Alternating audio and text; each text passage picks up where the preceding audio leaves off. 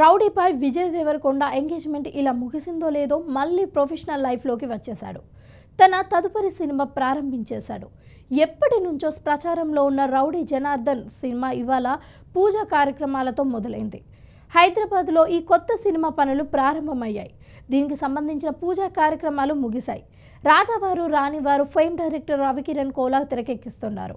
కీర్తి సురేష్ హీరోయిన్గా నటిస్తోంది. ఈ ఇద్దరు స్క్రీన్ షేర్ చేసుకోవడం ఇదే తొలిసారి. ఇవాళ జరిగిన గ్రాండ్ లాంచ్ ఈవెంట్కు ప్రముఖ నిర్మాత అల్లు అరవింద్ హాజరయ్యారు.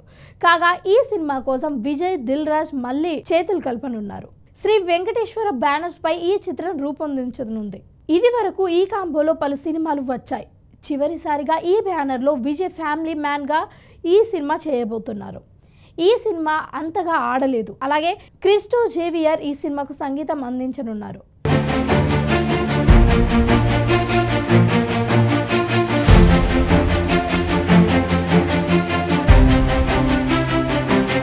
ఆయనకు తెలుగులో ఇదే తొలిసారి కావడం విశేషం.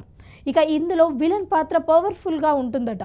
అందుకోసం బాలీవుడ్ నుంచి ఒక మంచి నటుడిని తీసుకురావాలని మేకర్స్ ప్లాన్ చేస్తున్నట్లుగా తెలుస్తోంది. ఇక ఈ నెల 16 నుంచి ఈ సినిమా షూటింగ్ ప్రారంభం కానుంది.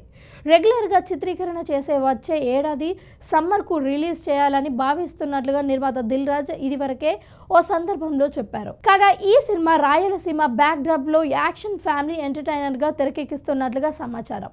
ఇందులో విజయ్ రఫ్ అండ్ స్టన్నింగ్ లుక్తో కనిపిస్తున్నాడని టాక్. ఈ సినిమాలో విజయ్ దేవరకొండ మునుపటిలాగా కాకుండా కొత్తగా విభిన్న పాత్రలో ట్రై చేస్తున్నాడు అని తెలుస్తోంది. కొంతకాలంగా వరుస ఫ్లాప్లతో ఇబ్బంది పడుతున్న విజయ్ ఈ సినిమాతో కంబ్యాక్ ఇవ్వాలని గట్టిగా పట్టుదలతో ఉన్నట్లుగా తెలుస్తోంది. దీంతో పాటు విజయ్ మరోవైపు రాహుల్ సంకృత్యంతో కూడా ఓ సినిమా చేస్తున్నాడట. ఈ రెండింటిపై రౌడీపై చాలానే ఆశలు పెట్టుకున్నాడు.